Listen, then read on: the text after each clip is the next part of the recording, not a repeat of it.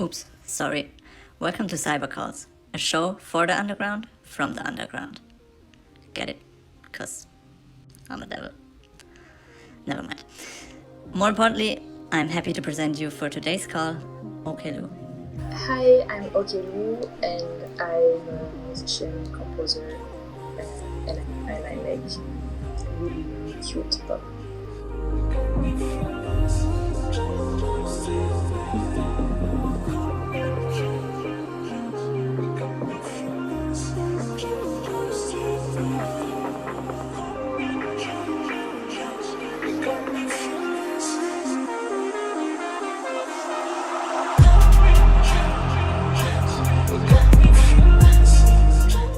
What is your first music-related memory?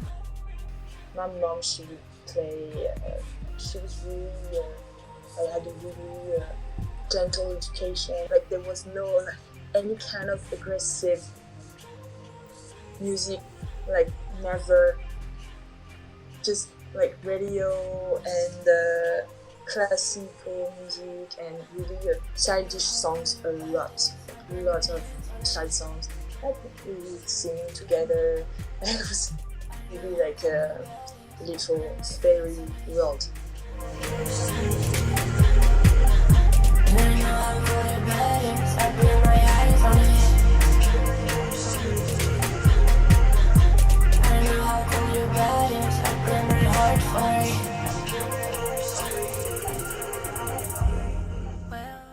Was it also your mom that taught you the piano?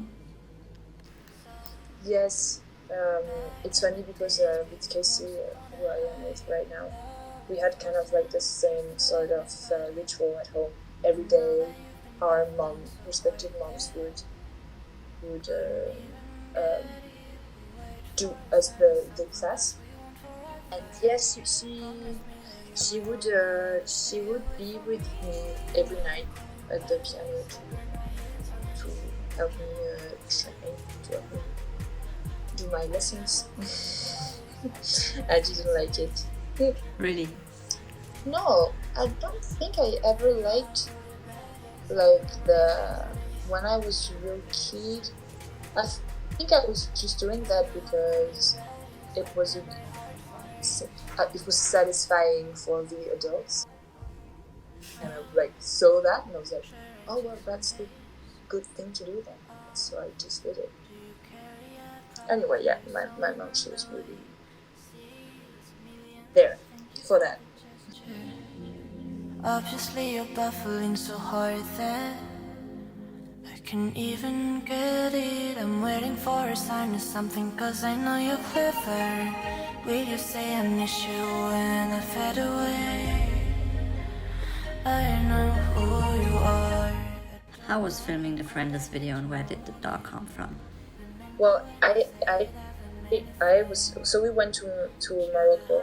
My best friend is half Moroccan, and we went to the village she used to spend a lot of time during her vacation as a kid, and we went there with her, Lucien, Krampf, and the director Kevin.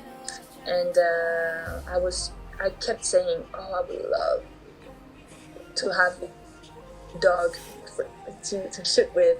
And one day we went to the beach to shoot some scenes, and a dog was there. It followed us, and there was nothing, nobody on that beach. It was just this dog from the village, and it just followed us. And I was like, what? Someone heard me? Like Allah or something. But yeah, it was so amazing. And he was like, well, she was a female, but she would like jump in the water with us. So it was really hard because when she would do stuff like that, like really like movie posing, I would have struggle keeping myself from laughing because I was like, is it for real? So I was always trying to like, but I was so happy. I was like, okay. What mindset do you get in when you start recording? I feel melancholic a lot of the time, and I have to if I want to write something. Yeah, I'm looking for it almost, you know, and I want it to be real. Well, especially I've been all my August month, and now I'm in Spain in the mountains, and it's really a good place to like fall deep in this kind of emotional state. It's perfect actually. One of the day I first heard back a song that I used to listen to when I was 5, 6. My father used to listen to, not me. But you know, in French you have that expression called Madeleine de Proust. It means Madeleine de Proust. It comes from a book that Proust wrote when he's eating a madeleine. It's like a small cake, and it's like taking him back to all these feelings and this situation he was experiencing when he was a child, and he was eating the madeleine of his grandmother. I didn't read the book, but someone told me. But just to say that it's a feeling that takes you back in time to a very like, I don't think it has to be a positive experience, but it takes you back. Like you do something, or you smell something, or you eat something, or you listen to something, or you see something, and it takes you back in time. And I experienced that, and it was so it was really intense.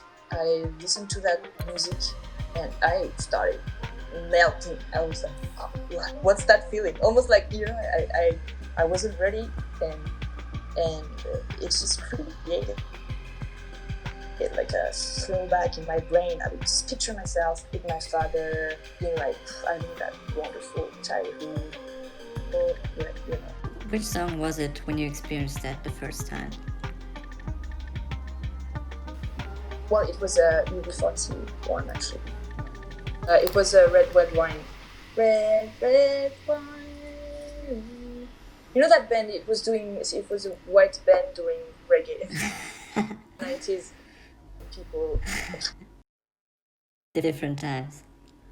Yes. But yeah, it's playing on the radio and stuff, and that song is a great definition of you could be really happy and feeling really light listening to that song. It's kind of like, you know, it's reggae, and it's like in a major key, and but also it can be so fucking sad. I love that kind of depending on how, like, what's your mood or like you feel different things. You mentioned before that you're working with KCMQ on a new project right now. How did you two meet for the first time? It was at Red Bull Music Academy. We did together in 2016 in Montreal. And it was just a natural, like, we just really got on, and I think we have so much things in common, and also in the writing process, and we have also that classical background. So when it comes to, he's a really good keyboardist, way better than me, and we are both like really like lovers of like melodies and harmonies, and when it changes chords, oh wow, and you know, we have this same attitude, cheesy crushes on harmonies and stuff, and from there we kept in touch, and I met Mary Lou again in Paris, and we were sharing music together, and at that point we started sharing some tracks that we were just working on, and there actually happened to be a similarity between the pop vocals that we were working on in a different context. It was sort of like we were taking the songs and putting them in this other universe, and at that point we were like, it would be really nice to make an EP that was this, actually? Yeah, he had this remix of Cardio by Jepsen that blew my mind. I was like, oh my god, it's so beautiful. And I was working on Lurk at the time, one of the songs from the EP.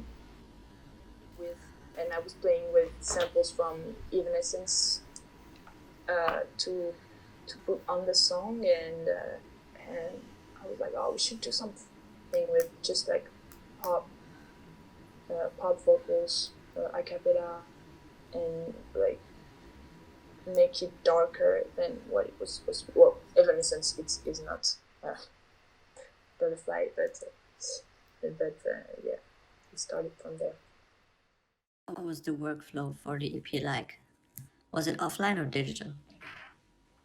We started exchange on the internet, and then I went to Toronto, actually, where Casey lives, and we had a few days to work, and then I came back to Paris, and we continued finishing that, and he went over to Paris, actually, and then we did the visuals, had a great time taking pictures, and like the bushes, you see, is from a Parisian park, and my friend, well, our friend Lucien, he mixed the whole thing, and he also worked a lot on the visuals. We were spending all this week together doing finishing the project, and we were talking about what's gonna be the cover, and I was just experimenting with like 3D scanning this day, and I told them, oh, I'm playing with that software this time, so if tomorrow you got nothing to do, just go around in the city and try to scan stuff you think pretty. And they mostly try to scan like trees and statue, but it was not working that well, and it was just on the side that forest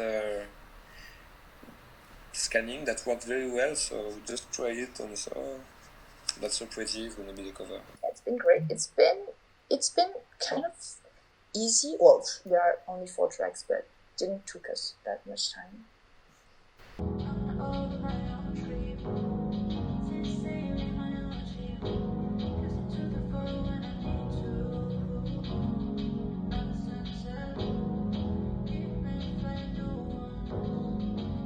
How did you come up with the idea of doing a video game for Sound Without People? So it was actually something I've been working on because a Red Bull Music friends has been asking me to work on an exclusive show, so something I would present for their festival that is called Digging the Carts, and it's a festival dedicated to video games and music from the video game. And they wanted me to propose something and in collaboration with someone for the visuals and do something around the video game. And automatically the first person I could think of was Lucien, obviously. And at the time he was working on a master. I did do my final paper at school about doing a whole spectacle, a whole show on Unreal Engine with Wise. So I started writing and learning Unreal. And just when I was middle of that process, when she reached me, and so yes, I came to the meeting and said, hey, let's do the video game. And they said, wow, is that possible? And she said, yeah, it's very easy. And she were like doing tracks, so that in the head was sounding like a OST. And she was getting to me, hey, I made that track. And we were listening to the track and seeing, oh, that one made me think about that. When we were okay, oh, that track should be like the soundscape of that thing happening.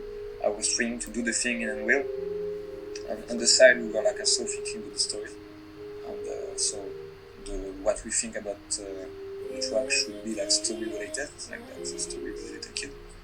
After that I was so like building the environment and the interactions and trying to integrate the Marie stands, being like ping pong between the track and the level, but it was mostly like starting by the track and after that going to the level and fixing the track by all the level was doing. A few years ago, you were very active in uploading snippets on SoundCloud and YouTube. How has this changed? I don't know. I don't use them anymore, actually, to be honest. Not as much as I used to do 4 years ago, 3 years ago. But I guess I would analyze that this post and this way of putting things online maybe differently than how I would see it a few years ago. A few years ago I would say, yes, it's just me not asking myself, not asking myself too much question and being really honest and not trying to like finish stuff. It's just like drafts. And I still think it's that, but it's also maybe like a way for me to not put weight in the official, kind of release. It's an easy way to, because I have so much trouble saying like, okay, that's done. Yeah, like it's my main, and I'm so slow because again I'm like always thinking. That's so boring. But and I think I don't post that much anymore way because I'm trying to not be like that anymore. Not that I think it was bad, but I'm trying to finish my stuff and I'm trying to assume any idea. I'm trying to like make everything official and to have more of an engagement with my creativity, kind of, I think, because even though I still think these things were beautiful and I still love them, my work right now I think is really close to, I really have a lot of faith in that, in my honesty, in the things I write and the project. Cybercore.